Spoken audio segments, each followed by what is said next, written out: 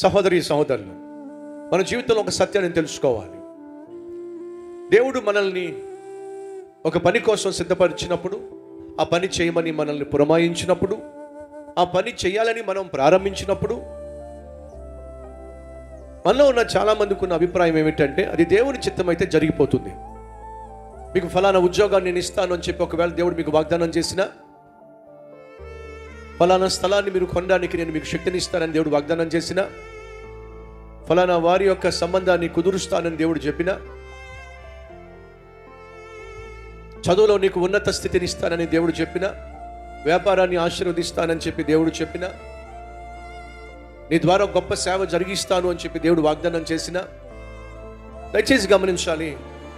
ఎప్పుడైతే దేవుడు నీ జీవితాన్ని దీవించటానికి, హెచ్చించటానికి వాగ్దానం చేస్తాడో, అది విన్నటువంటి సైతాను మౌనంగా ఉండలేడు. ఎందుకయ్యా అంటే సైతాను కావలసింది నువ్వు వర్ధిల్లడం కాదు, సైతాను కావలసింది నువ్వు దీవించబడ్డం కాదు, దరిద్రతను అనుభవించటమే సైతాను కావాలి, దౌర్భాగ్యుడిగా జీవించటమే సైతాను కావాలి. ఆ తరువాత నరకానికి తీసుకుని వెళ్ళడమే సైతాను కావాలి. ఎప్పుడు చూసినా నువ్వు ఏడుస్తూనే ఉండాలి, ఎప్పుడు చూసినా నువ్వు అడుక్కుంటూనే ఉండాలి, ఎప్పుడు చూసినా నువ్వు ఆకలి మంటలతోనే అల్లాడిపోవాలి, ఎప్పుడు చూసినా సరే నువ్వు అవమానంతోనే నిండిపోవాలి, ఎప్పుడు చూసినా అందరి దృష్టిలో నువ్వు అసహించబడాలి. ఇది సైతాన్ యొక్క పన్నాగం. కానీ దేవుని యొక్క ఉద్దేశం ఏమిటి?